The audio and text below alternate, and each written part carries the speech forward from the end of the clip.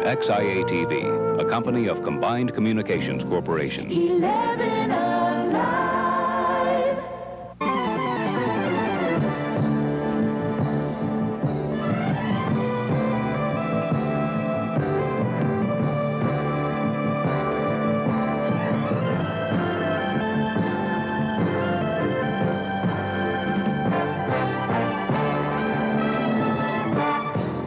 Good evening, I'm John Pruitt. And I'm Dave Michaels.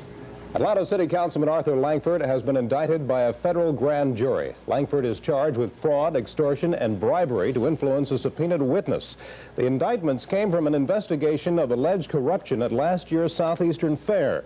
Langford has been suspended without pay from the City Council. Maynard Eaton, is standing by with a live Instacam of the federal courthouse downtown. Maynard? Dave, Councilman Langford has just a minute ago left the courthouse where he pleaded not guilty to the 3-count indictment. Several people went shopping last night at an area mall. The only trouble, the shopping center had closed a few hours earlier. The target for the vandals was this small shopping center on Boulevard Drive. The governor today defended his plan to start charging for free state services. Governor Busby is criticized in an editorial on the front page of the state-printed Market Bulletin. Angrily waving the paper, the governor said charging $1 a year would not destroy the publication, but would help defray the expense of it.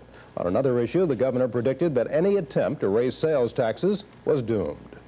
Speaker said he was opposed to it. The Lieutenant Governor said he's opposed to it. The leadership, and I think most of them in the House and Senate are opposed to it, except the one that introduced it. And I don't have any comment as to whether I'd veto it, because I really think it was born dead. The governor also predicted that a final tax relief plan would be worked out over the next 2 weeks. Newly elected Public Service Commissioner Billy Lovett was at it again today, saying he will ask the General Assembly to introduce legislation to adopt a code of ethics for the PSC if the commission does not take action itself. This all started during the Tuesday meeting of the PSC, which was routine enough until Commissioner Billy Lovett brought up his code of ethics, which commission members had already voted down. Jim Huber has a report on Super Bowl preparations when we continue from the newsroom.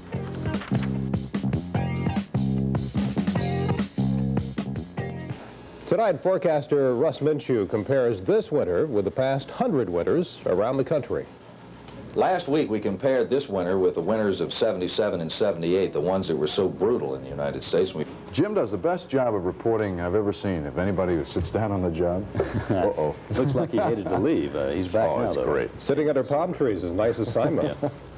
Is Georgia Power making record profits? Gary Franklin has a report coming up next.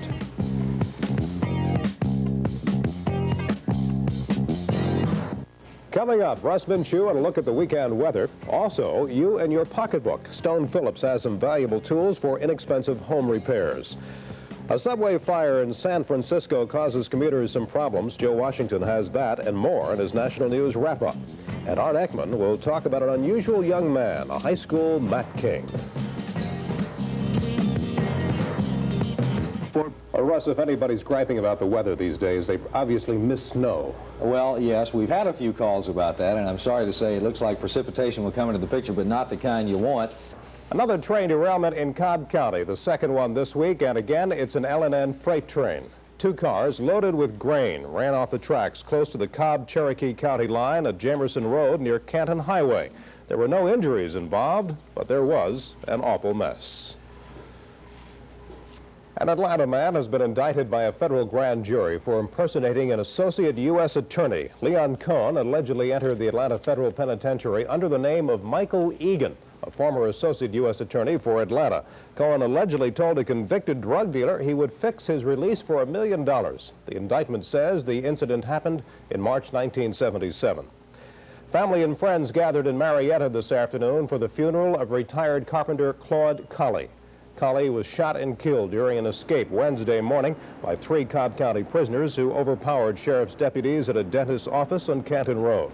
All 3 were later captured. At least one of them will be charged with murder. Colley, 71, is described by friends as an old settler, having spent his entire life in Cobb County. He is survived by a wife and 5 children. The House passes a new recall bill. And the president appoints a Georgia woman to be a federal judge. Coming up next from the newsroom.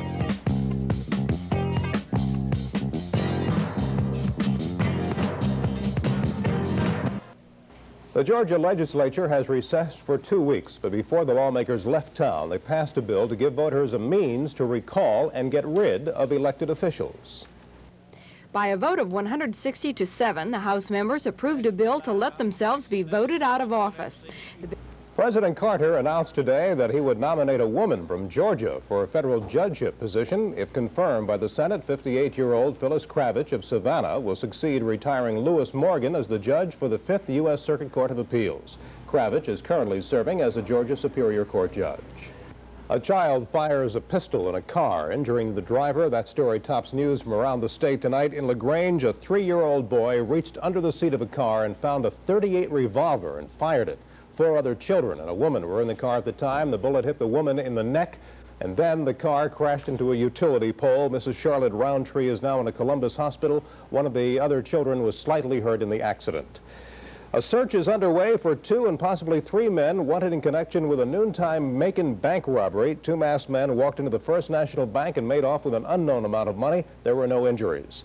The possibility of arson is being investigated after a fire roared through the sanctuary of the First Methodist Church in Eatonton early today. The fire caused extensive damage. This is the 3rd church fire in Eatonton in less than 2 months. Everybody loves a fireplace during a cold winter and a wet one. Our man at Eaton has found an Italian fireplace maker who says most Atlanta fireplaces are improperly constructed. A fireplace. They're so often the source of such comfort and enjoyment. I think my fireplace is going to be well used this weekend, according to Russ's forecast. Once again, Russ. Absolutely, Dave. As Fred pointed out, not a good weekend for a picnic by any means. And final note, Bobby Dodd's Coach of the Year banquet tonight at the Hyatt. We'll be down there. And that is 11 Live Newsroom on a soggy Friday evening. ABC World News Tonight coming up next. We invite you to stay tuned for that, and we'll see you later on this evening at 11 o'clock. Until then, good evening. Good night.